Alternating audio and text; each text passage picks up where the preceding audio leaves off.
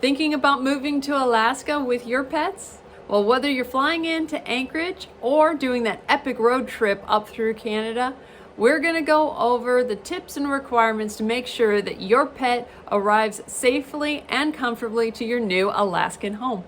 Hi, I'm Christina, and today we're going to go over the requirements of driving through Canada, of flying on the airlines with pets, and some considerations of when you first arrive.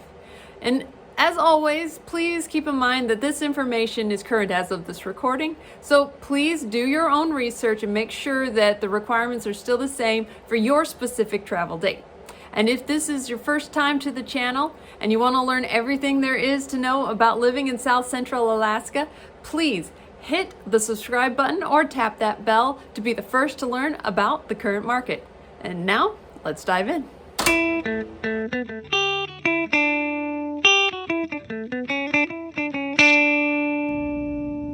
If your plan is to drive up the Alaskan Highway, you're going to need to drive through Canada, and they have specific requirements of pets crossing their border.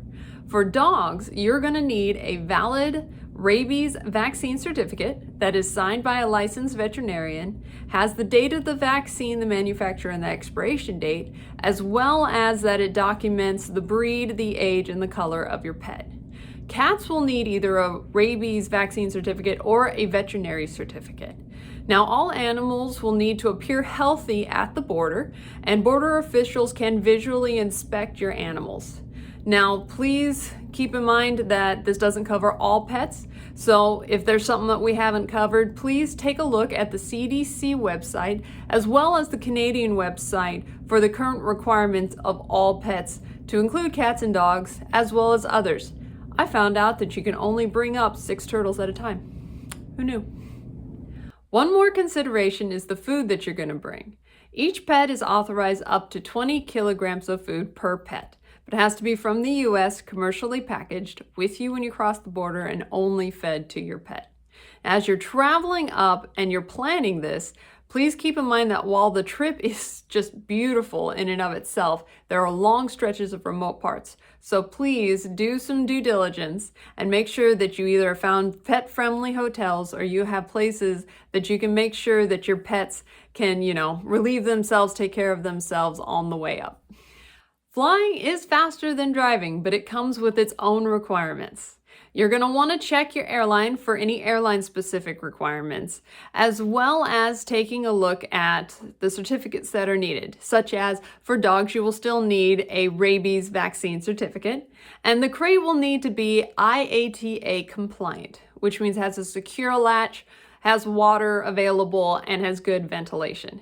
Now, this is not the best time for your pet to be training on how to be in a crate for the first time. Please have them crate trained before the travel so it's not as traumatic.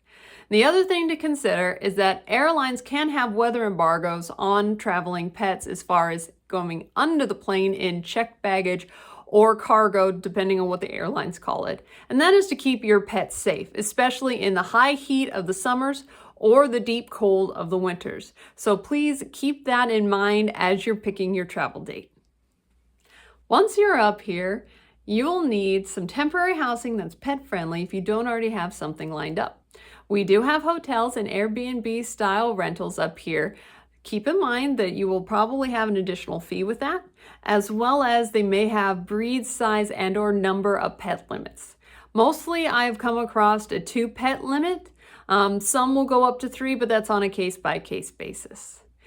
The other thing is, once you get up here, you're going to need to register your pet in accordance with the borough or the city rules, and you're going to want to do your research on finding a good vet clinic for your pet. Now, some of them will have 24-hour emergency care and some don't. So if that's important to you, definitely do your research. In addition, as your pets get up here, they might need a little bit of time to acclimate.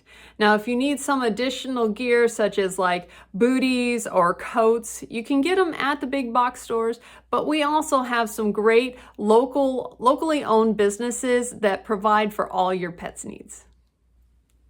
Relocating to Alaska is a big move. And if you're traveling with pets, a little planning goes a long way. Whether you're driving or flying, It's important that you have the right documents, the right gear, and the right mindset. If you're moving in 9 days or 90 days, please give me a call, shoot me a text, send an email, or we can set up a Zoom call. I'd love to be able to help you find your new home in the last frontier. See you in the next video.